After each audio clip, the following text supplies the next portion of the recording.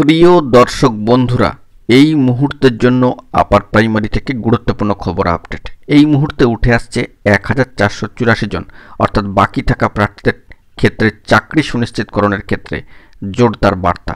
অবশ্যই ভিডিওর মধ্যে সবটা তুলে ধরবার জন্য চেষ্টা করছি, তো ভিডিওটিকে শেষ পর্যন্ত ওয়াচ করবেন, কোনোভাবে কিন্তু স্কিপ করবেন না। স্টিল নাও দেখবেন, চ্যানেলটিকে এখনই সাবস্ক্রাইব করে নিয়ে সঙ্গে থাকবেন। তো চলুন কথাবার্তা না বাড়িয়ে আমরা মূল টপিকে ফোকাস করি। বন্ধুরা, এই মুহূর্তে দাঁড়িয়ে প্রয়োজন বাকি থাকা 1484 জনের চাকরি সুনিশ্চিতকরণের ক্ষেত্রে উঠে আসছে বড়সড় বার্তা।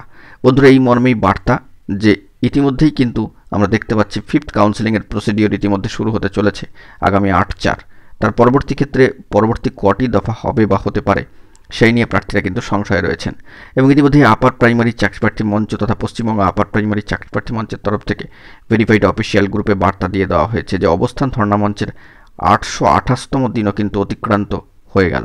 ডিভিশন বেঞ্চের নির্দেশ ও সুপ্রিম কোর্টের রায়দান বহাল মোতাবেক 14,052 নিয়োগের পক্ষেই রয়েছে, আর তাকে মান্যতা দিয়ে অবশ্যই আর বাকি থাকা 1484 জন প্রার্থীর চাকরি সুনিশ্চিতকরণ কিন্তু করতেই হবে। এই মর্মের জোরালো বার্তা, বলা যেতে পারে জোরদার বার্তা কিন্তু উঠে আসলো পশ্চিমবঙ্গ আপার প্রাইমারি চাকরি প্রার্থী মঞ্চের অফিসিয়াল ভেরিফাইড গ্রুপ তথা আপার প্রাইমারি চাকরি প্রার্থী মঞ্চের ভেরিফাইড অফিসিয়াল গ্রুপে।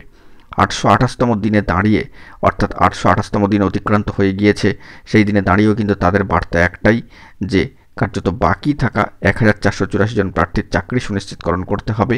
যেহেতু মহামান্য কলকাতা হাইকোর্টের রায়দান বহাল এবং সর্বোচ্চ ন্যায়ালয় সুপ্রিম কোর্টের রায়দান বহাল রয়েছে, সেই মোতাবেক 14,052 নিয়োগের পক্ষেই বাকি থাকা 1484 জন প্রার্থীর চাকরি সুনিশ্চিতকরণ করতে হবে। এই মর্মে কিন্তু জোরদার বার্তা উঠে এসেছে। তো দেখা যাক পরবর্তী ক্ষেত্রে কী হয়।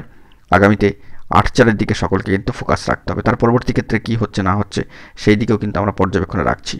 বন্ধুরা, পরবর্তী ক্ষেত্রে আপডেট উঠে আসলেই সবটা প্রোভাইড করবো। এখন এটুকুই, সকলে ভালো থাকবেন। চ্যানেলটিকে অতি অবশ্যই সাবস্ক্রাইব করে নিয়ে সঙ্গে থাকবেন জরুরি আপডেটগুলি পাওয়ার জন্য। ধন্যবাদ।